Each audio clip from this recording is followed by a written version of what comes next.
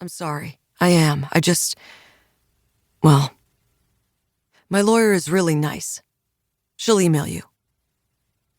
Skip re-zipped his coat, returned his hat to his head, and left. On the table, steam rose from the tea. On the floor, a trail of dirty slush marked his exit. Let me tell you about Bianca. She's an interesting woman. Skip met her at a team-building event organized by his employer, Regrow Diagrams, Inc., a company that sells regrow diagramming software to small and medium-sized businesses. Bianca is a professional skydiver, and it was her job at this particular event to shepherd one lucky regrow employee, that would be Skip, through a ramped-up 5 hours of skydiving education and training, and then, tethered by an unbreakable bungee cord to her charge, leap from a Cessna T-240 flying over Boston Common.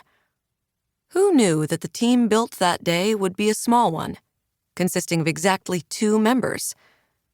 All the other regrow employees jumped, but none, as far as I know, moved in with their skydive instructor just 3 months later. The day after his abrupt departure, Skip returned to pack up his things. In the driveway, a silver Prius waited, Bianca herself in the driver's seat. I peeked through the curtains. Long dark hair, thick eyelashes, a middling kind of nose. She wore a light purple sweatshirt, and her nails, I noted from the hand that gripped the steering wheel, were painted lavender to match. Skip noisily gathered up his shirts, his Xbox, his hair products, his mountain bike and artisanal salt, and loaded them into Bianca's trunk. I followed him out the door and stood, shivering without a coat, sniffling without a tissue, on the front steps of our condo. Skip shut the trunk, looked at me, and shrugged. He opened the passenger door, disappeared inside, and then, muffled but distinct, I heard a woohoo, the cry Skip made whenever he scored a basket in his Saturday afternoon basketball league.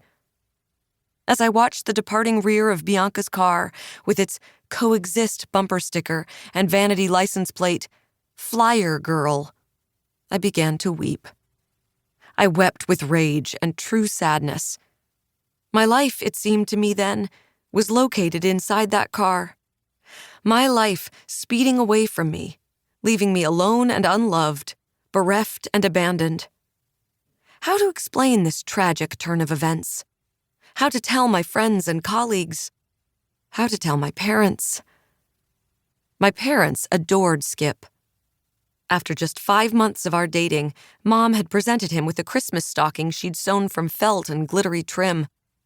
Along the top, she embroidered Skip in festive red thread, the shade matching exactly the color of Darcy sewn into my own stocking, the one I'd hung every year of my life from the wooden mantel in my childhood home. Every Christmas since our wedding, Mom would hang those 2 matching stockings side by side and fill them with candy and knickknacks and oddly shaped pottery cast-offs from her weekly ceramics class. What would become of that Skip stocking now? And our monogrammed his and her robes? And our couples membership at the Y? What would become of our Saturday night couples bingo? Every week we played with our friends, Saba and Saul, Aaliyah and Felix, Min and Jed. Every week we'd make nachos and margaritas. One couple would host, another would bring the tequila. The idea of playing bingo alone, just me, Darcy, was ludicrous. It was sad and pathetic. Ditto for Tuesday movie night.